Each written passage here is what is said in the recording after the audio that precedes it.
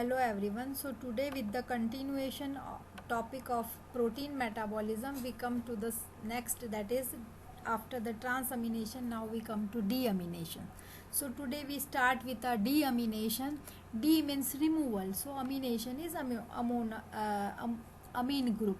So removal of this amine group in form of ammonia is known as deamination. So in protein metabolism we start with now next topic, that is deamination. So I would like to make you notice that we have 5 videos about the amino in protein metabolism. That is, one is about transamination, now the second is deamination, then we have transdeamination and amino acid amino ammonia transport, and the fourth video is about the urea, that is urea cycle. Now amino acid pool, we know that the three things these are comes under the amino acid pool. What are they constitute amino acid pool? They are the amino acid absorbed from intestine, then synthesis of non-essential amino acid, then amino acid liberated by the breakdown of protein. All the above these features, they constitute amino acid pool. They undergo all metabolism in liver and extrahepatic tissues, and most amino acid are metabolized in liver and muscles. Now what are the sources and utilization of amino acid? Sources, we have seen that the dietary protein, tissue on the tissue breakdown, and also synthesis of non-essential amino acid gives the amino acid pool to the blood. That is, the normal level is 30 to 50 milligram per deciliter, but utilization of amino acid, you can see that it is due to synthesis of tissue protein, and in the plasma protein formation and ketone body formation, and formation of globin of hemoglobin, formation of enzyme protein, then also hormone protein, neurotransmitters, other nitrogen substances are produced, and milk synthesis protein, and formation of glucose, and ammonia and urea formation. This where all this all process utilizes amino acid. Then N catabolism of amino acid, we have seen that we can read this topic under the 4 topic, that is transamination, deamination, transdeamination, ammonia transport, and conversion of ammonia to urea. Then catabolism or transfer of amino group or removal of amino group, the two processes are known as transamination and deamination. Now we come to the deamination, today's topic. So deamination, it was studied by Krebs in 1935 in liver and kidney are very active in that organs, tissues studied. Then the definition, of course, now you know that it involves the removal of alpha amino group from amino acid as free ammonia for urea synthesis. These deamination is of 2 types, that is oxidative deamination and non-oxidative deamination. In the reaction, we can see that amino acid 1 is converted to keto acid, and the amino group of this amino acid is converted in form of ammonia. Then importance, it provides ammonia for urea synthesis, and also it provides keto acid, which are essential for some reactions. Now we come to the types of deamination. The first is oxidative deamination. The term oxidative, it's clear that in deamination with oxidation is known as oxidative deamination. The amination of amino acid accompanied by oxidation is known as deamination. Its site is it occurs in all tissue, but mainly in liver and kidney. The D and L amino enzymes required are D amino acid oxidase, L amino acid oxidase, and also glutamate dehydrogenase. Oxidative deamination of glutamate dehydrogenase is the major route for removal of ammonia. Now oxidative deamination we will study in the 3 headings, that is oxidative deamination by L-glutamate dehydrogenase, oxidative deamination by D-amino acid oxidase, and oxidative deamination by which L-amino acid oxidation which contain FAD, and D amino acid oxidation which contain FMN. Then in most of the transamination reactions, the alpha amino group from different amino acid are ultimately collected in the form of glutamate. So after that, glutamate serves as the final collection center. So of all the amino acids are finally converted into glutamate, and that in presence of enzyme glutamate dehydrate. Its importance it is that it in the presence of enzyme L-glutamate dehydrogenase, the glutamate is oxidatively deaminated into alpha ketoglutarate and free amino group, free ammonia. So in this reaction, an alpha amino group is liberated as a free ammonia, and later it is thus the source of nitrogen in urea synthesis. It is the joint action of transaminase and glutamate dehydrogenase is known as trans deamination. We have another video in which you can see this trans deamination. Then now glutamate dehydrogenase, it is zinc containing metal enzyme. It is present in mitochondria. It catalyzes reversible reaction. It involves both catabolic and anabolic reaction. Hepatic glutamate dehydrogenase requires NAD and NADP as a coenzyme, and it requires it is a complex allosteric enzyme, and it is oxidative, specifically catalyze oxidative deamination. Now when the cell level is low, that is if it has a decreased ATP-ADP ratio, glutamate dehydrogenase is activated by ADP to provide alpha ketoglutarate, which serves as a substrate for TCA cycle. So this alpha ketoglutarate, which is very important in TCA cycle, can be produced by glutamate dehydrogenase. When the cell energy level is low,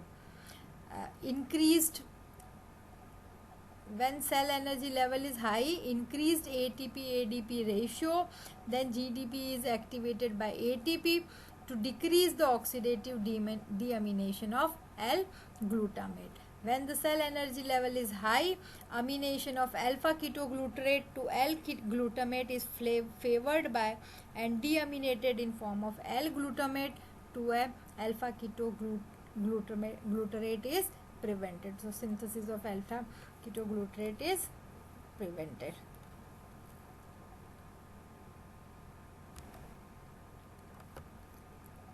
Then now what is the metabolic significance of glutathione dehydrogenase? Glutathione dehydrogenase is present in mitochondria as some of the other enzymes of urea cycle.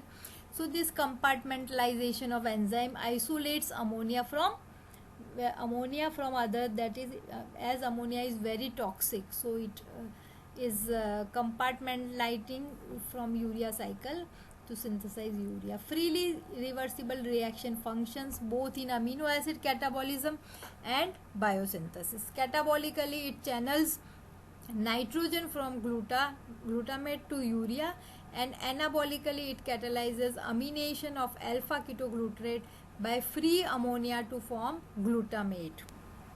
Then glutamate dehydrogenase is present in normal serum in trace amount, but it increased activity are observed in cases of liver disease in which hepatocellular damage is present. So you can see here the example, that is L-glutamate. It is converted into alpha ketoglutarate. This is keto acid and this is amino acid in presence of glutamate dehydrogenase, and it also utilizes NAD and forms NADH, and this glutamate, it is converted into keto acid alpha ketoglutarate, and ammonia, its amine group, is removed in form of ammonia. Now number 2, that is oxidative deamination by L-amino acid oxidase. L-amino acid oxidase are oxidatively deaminated to a keto acid and ammonia by L-amino acid oxidase enzyme in liver and kidney. L-amino acid oxidase are flavoprotein possessing FMN, that is flavine mononucleotide, as the coenzyme for L-amino acid oxidase. Here FMN is reduced to FMNH2. The latter gets oxidized to FMN by molecular oxygen producing H2 O2. H2O2 in the presence of catalase is decomposed to water and molecular oxygen. So these are the reaction. The alpha amino acid, it is converted into alpha amino acid and then into alpha keto acid. It takes water and removes ammonia. This is NH3, that is NH4 plus ammonium ion, which is liberated in form of ammonia. And this FMN is converted into FMNH2. This FMNH2 is converting this H2 oxygen into H2O2. This H2O2 is taken up by catalase enzyme and converts it into water, and this is the complete oxidative deamination. Then importance, you can see it is the minor pathway for deamination of L-amino acids. L-amino acid oxidase does not act on L-glycine and dicarboxylic acid amino acid. Due to low activity, it does not have any specific role in amino acid metabolism. Then the third type, that is oxidative deamination by D-amino acid oxidase. You all know that D-amino acids are not present in our body, but still the enzyme is present. D-amino acid are oxidatively deamited to a keto acid and ammonia by D-amino acid oxidase enzyme in liver and kidney. D-amino acid oxidase are flavoprotein possessing FMN as the coenzyme of D-amino acid oxidase. Since D isomer of its importance, you can see that since D isomer is absent, are rare in nature, and the oxidative deamination by D-amino acid oxidase has no metabolic significance as compared to L-amino acid oxidase. This enzyme has high activity. Despite of absence of D-amino acid in tissue, D-amino acid oxidase is much greater than the L-amino acid oxidase, but function is not clear. So now the deamination, we have seen that it is of two types. Oxidative deamination, where oxidation is there with deamination. Now we are coming to the non-oxidative deamination. There the deamination is there, that is removal of amino group in form of ammonia, but it is not linked with oxidation. So such deamination is known as non-oxidative deamination. Some of the amino acids can be deaminated to liberate ammonia without undergoing oxidation. These are three reactions, that is amino acid in presence of amino acid dehydrase enzyme, amino acid in presence of amino acid desulfahydrase enzyme, and deamination in presence of enzyme histidase. So these three reactions are non-oxidative deamination. Then some hydroxy amino acid which contain hydroxy as a function group, like serine, threonine and homoserine, they undergo non-oxidative deamination in presence of pyridoxal phosphate as a coenzyme, and enzyme dehydrases converts it into alpha respective keto and ammonia is released. Then the other is desulfahydrase, where some sulfur containing amino acid like cysteine and homocysteine, they are converted into their respective keto acid in presence of pyridoxal phosphate and desulfahydrase enzyme and liberates ammonia. Then histidine amino acid, it undergoes hydrolysis in presence of histidase enzyme and with coenzyme PLP, that is pyridoxal phosphate, and converts it into a respective keto acid, that is urocanic acid, and ammonia is liberated. In this way, deamination, that is non-oxidative deamination, is occurring. So now we can first revise it. So what is that? That deamination is of two types: oxidative deamination and non-oxidative deamination. Oxidative deamination, it is in presence of three enzymes, that is glutamate dehydrogenase, and in presence of L-amino acid oxidase, and in presence of D-amino acid oxidase. Whereas non-oxidative deamination, it has three reactions with hydroxy containing amino acid, with presence of hydrase enzyme, with containing sulfur containing amino acid, with desulfahydrase enzyme, and then histidine in presence of histidase enzyme. So if you would have liked the videos, then please subscribe so that you can get the notification for the other videos. Thank you very much.